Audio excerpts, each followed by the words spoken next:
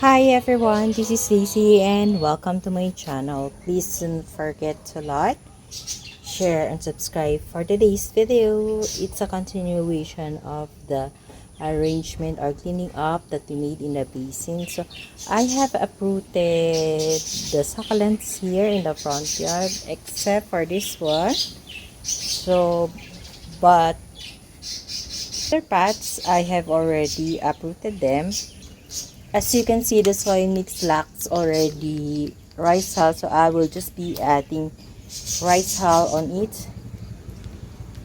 So it's totally clean up. So if you would notice, there's a brown thing on the soil mix. It is cinnamon because I found some ants on the soil mix or on the basin. That's why I added cinnamon on it. And unfortunately, last night it rained, so I hope that the cuttings that we have planted on this big basin will not rot or will not have stem rot. Anyway, if some will have stem rot, I can easily replace it with another cuttings. So if you can see, it's wet. Another cuttings from the veranda area. So we have lots of cactus purple delight because like what I have said yesterday, it's easy to take care. So this is the other basin with cinnamon also, and also this one has cinnamon too, but not all of them has cinnamon because the others doesn't have ants there. So, and of course, I have not thrown all the succulents that I have uprooted. Although some I have thrown because they're not really healthy and some are infested with mealybugs. So what I have already cleaned them up. So let's have a recap. So I have here jade plant which is dehydrated. Look at the stem. So I'm planning to pot it in a separate pot like a bonsai. And I have the jadelet or what we call elephant bush too. Some others called it elephant bush, but it's belongs also to the family of jade plant. And I have here the big deal bakers. So there's one stem also, so I just have to pot it in one big pot.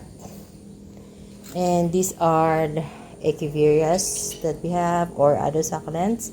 So I have here one big echeveria. I think it's Polydonis Porondo. I'm not sure with the ID, but this is definitely Darley Sunshine. So if you can see, it's quite wet because I put some alcohol on it to disinfect the cuttings. So this is the morphine, Cryptoperia morphine. So I'm planning to add this one in the big pot in our veranda area. There is Hercules. There is Fred Ives. So I throw out all the Fred Ives. So Fred Ives, I can recommend it to the beginners because it's really easy to take care. But the problem with the Fred Ives, it's really susceptible with mealybugs. They usually have mealybugs from time to time. That's why I don't want the other succulents to be infested. So what I did is I throw most of the Fred Ives that are infested with mealybugs. So I just got these 3 cuttings. And I have here the ghosty plant. So I want to say excuse me and apologize for the noise of the motorcycle that keeps on passing by here in my front house. So another echeveria that I do not know the ID. So I think this one is Dusty Rose if I'm not mistaken. Then I have the Blue Surprise which is very nice in color. So I cut a stem and I will be planning to put it in the veranda area together with the other succulents there. And we have the Topsy-Turvy, the Luella which is not stressed in color. And I have collected all the Dumpsy Eye. So this is a big one and the others are small. The Black Aloe, so which is very dehydrated. The Pink Kalang Koi, which is also very dehydrated. and the other big cactus, which I do not know the ID, so I have uprooted and trimmed the roots. I have also a big blue cloud and a baby one, and of course I have collected all the the Mendoza, Graptopetalum Mendoza, and I'm planning to pot it in one of the big basin beside the Graptopetalum purpurulata. So I haven't pot yet my Mela cactus. I'm still air drying and spraying alcohol on it from time to time because of the little bugs and the scales. So I'm still brushing it off from time to time. So these are all the succulents and cacti that we have collected. Graptopetalum mendozae, cacti, blue cloud, pink kalanchoe, aloe, tamsiai, red ives, blue surprise, topsy-turvy, Catavirium marping, ghosty, dusty rose, red eye, Dorley sunshine, Hills Baker, Shaylet, and J2. So this is it. So these are the succulents and cacti that I have obtained from the front yard. So I will be repotting them, but I have to air dry them for 1 to 2 days, and I will let them stay here in my working table. So the soy mix is there in the pot, as you have seen a while ago. So maybe after 2 days I will be starting potting them. So I'm still thinking where to pot and where to place them, and I'm thinking if I have pots for them. So see you after 2 days. And before I show you the basin arrangement that I have made here in the front yard, I just wanted to share with you the succulents that I have uprooted and cleaned up from the front yard. So I have potted them. Some cuttings I have potted in a small pot or like a propagation pot because they are small in size. And I top dress it with black sand. So the soy mix that I use here is the soy mix that I usually use, which is 50% loam soil and 50% pumice stone, munggo in size. So for the many types or kinds of succulent, I put it in a big pot. So this white pot is new. This is how it looks like. I bought it in Unitop, 59 pesos each, 59.75. So this is not a sponsored video. So I have made 2 pots of Captivirium marfin, and we have the pink kalanchoe, the ghosty plant, the aloe, 2 pots, the red eggs, the Dorley sunshine, our blue surprise, which is very nice in color. This one, Anikiveria. I do not know the ID. Also this one. And of course, I have potted our Melo cactus at last. So I think it's okay already. So these are the small pots.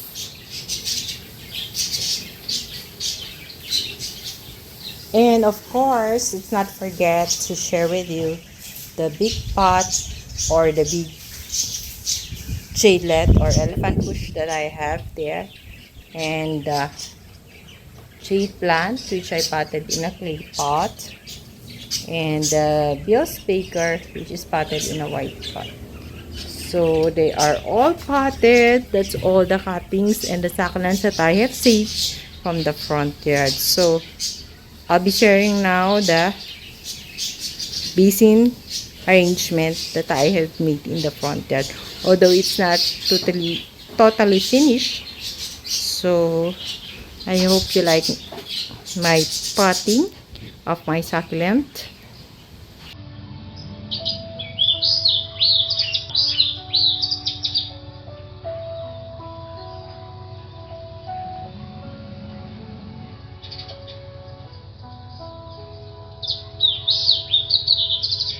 After 2 days of cleaning up the front yard, so I'm going to show you what I have finished already here on this part. So I have 6 basin of plastic brown pot, but I'm planning to change this pot with a cemented basin like this. So on this small basin, I have put some cuttings of Graptopetalum mendozae, the one I've collected also from the pots here in the front yard. So this is how it look like from the top view. So let's have a closer look. So these are all cuttings, so they don't have roots, so I'm hoping they can survive. So if ever they will rot, because if it will rain tonight, so I will just have to replace it, because right now I have lots of supply of Graptopetalum mendozae in the veranda area. So it's pretty nice to look at. So let's see how it will grow there. And for the next basin, which is also made of cement, so this is how it look like. I made a cactus arrangement. So there's an angel there, a shell.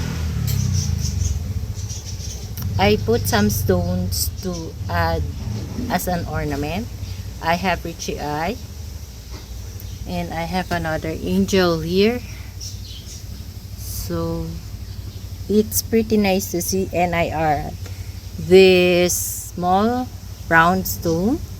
So it took me 2 hours to finish this for basin of.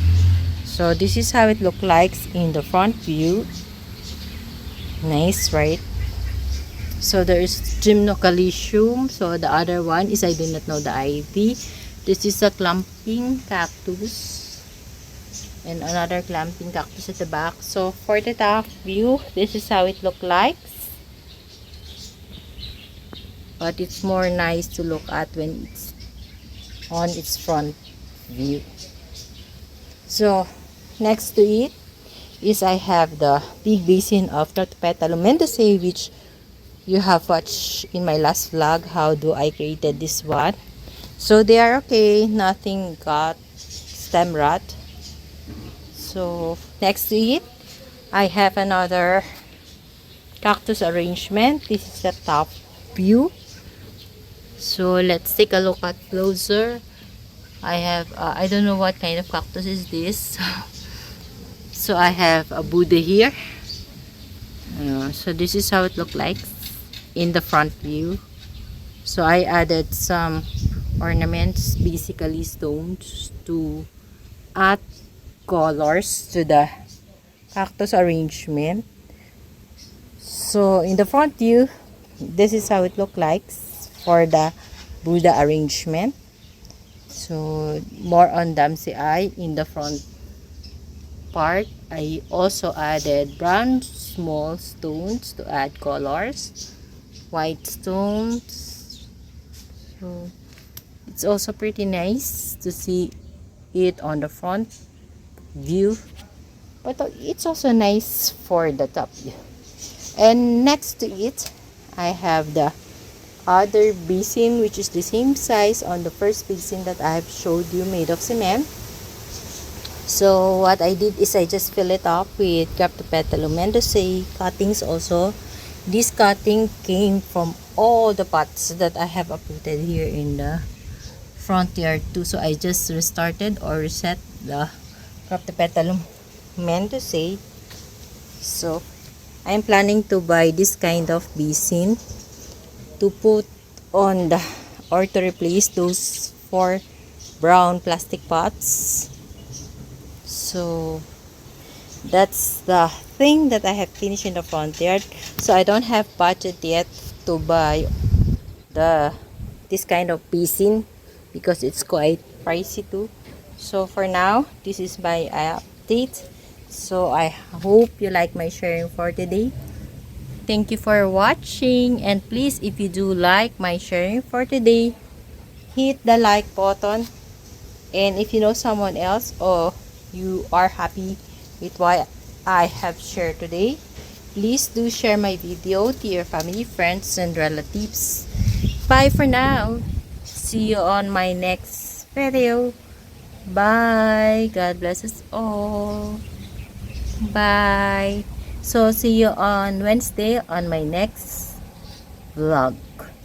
Bye-bye. God bless us all and happy gardening.